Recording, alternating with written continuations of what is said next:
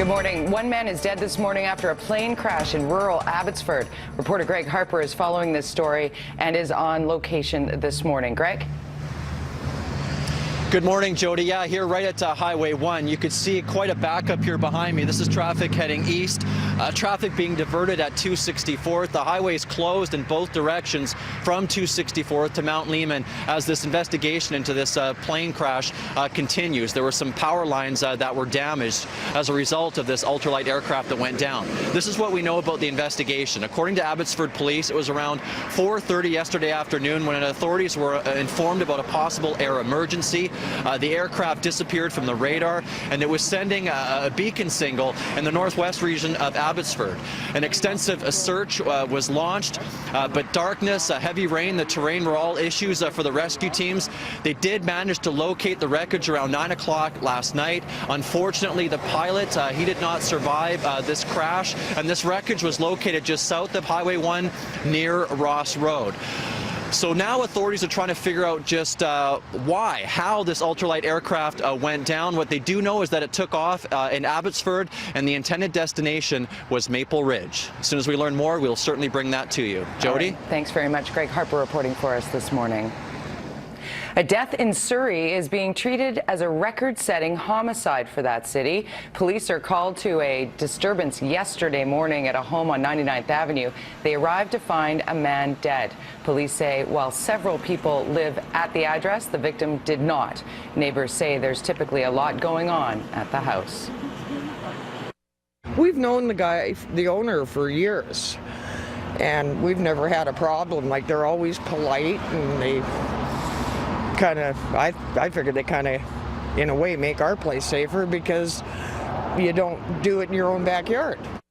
The latest death is Surrey's 22nd murder of the year, breaking the mark set in 2005. Most are linked to drugs and gangs. The mayor has responded by creating a task force to examine the problem. It will include RCMP, the school district, and crime experts.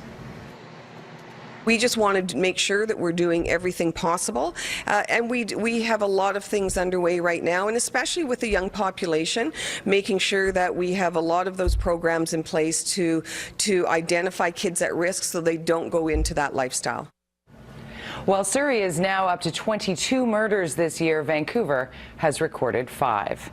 We were expecting service cuts on BC ferries, but not this. The provincial government is considering gambling as a way to boost revenue.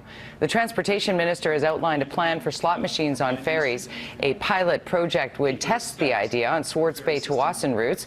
The government thinks the money could be used to offset some of the ferry corporation's losses.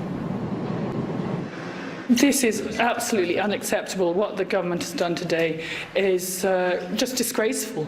The fact that not only are we seeing service cuts, we're seeing seniors going to have to pay, and then the icing on the cake, casinos on the ferries. The other big news from yesterday's announcement, seniors will no longer be able to ride for free. Starting in April, seniors will have to pay 50% on fares. They currently ride free Monday to Thursday. BC Ferries is also reducing sailings on minor coastal and northern routes. The government has ordered the Ferry Corporation to cut costs by $19 million by 2016. Toronto Mayor Rob Ford was stripped of most of his powers yesterday in yet another bizarre day at City Council.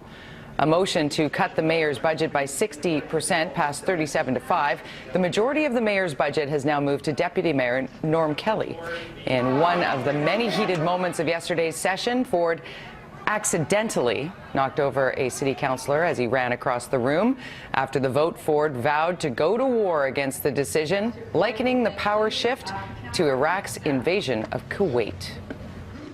The first time in the history of Canada, their democratic rights of their vote has absolutely been trampled all over by City Council.